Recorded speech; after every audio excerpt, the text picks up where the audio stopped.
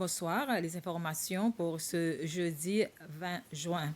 1222 personnes ont reçu la deuxième et dernière partie de leur indemnisation pour la pollution de l'eau de la misère. La première tranche de paiement a été effectuée le 19 juin. Le ministère des Finances indique qu'une somme de plus de 2,6 millions de roupies a été payée par virement bancaire. Le ministère a appelé les bénéficiaires restants qui n'ont pas encore mis à jour leurs informations à le faire au plus tôt afin de permettre le paiement.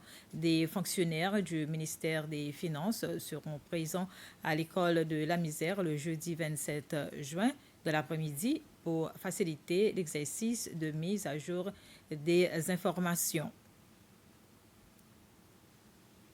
Des élèves de différentes écoles se sont rassemblés à l'Assemblée nationale ce matin pour l'une des activités organisées dans le cadre du Festival des enfants. Les élèves ont participé à un débat fictif dans l'Assemblée. Ils ont été guidés par le personnel administratif de l'Assemblée nationale, le Conseil national pour l'enfance et des fonctionnaires du bureau du procureur général. Les élèves ont exprimé leur reconnaissance pour la chance qui leur a été donnée d'approfondir leur connaissance sur le fonctionnement de l'Assemblée nationale. 8 personnes ont dû être transportées d'urgence à l'hôpital des Seychelles ce matin à la suite d'un accident de la route à Montfleury.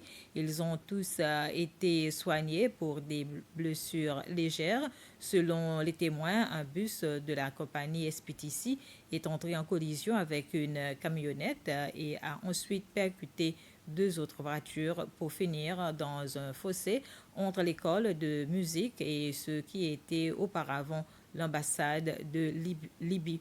L'agence des services d'incendie et des secours a dû intervenir pour dégager le bus de l'endroit où il avait atterri. 5 bénéficiaires sur 9 ont signé l'accord formel pour bénéficier d'un don dans le cadre d'un projet UN Joint SDG Fund pour démarrer ou poursuivre leurs aventures dans l'économie circulaire. L'objectif est d'avoir des individus et des entreprises compétents qui recyclent et réutilisent les déchets comme source de revenus, ce qui en retour réduit les déchets pouvant finir dans la mer. Un total de 150 000 $ sera versé aux 9 bénéficiaires, allant de 5 000 à un maximum de 20 000 $ par recette, le tout en fonction de leurs demandes et de leurs besoins. Voilà, c'était les informations. Bref, merci de votre attention.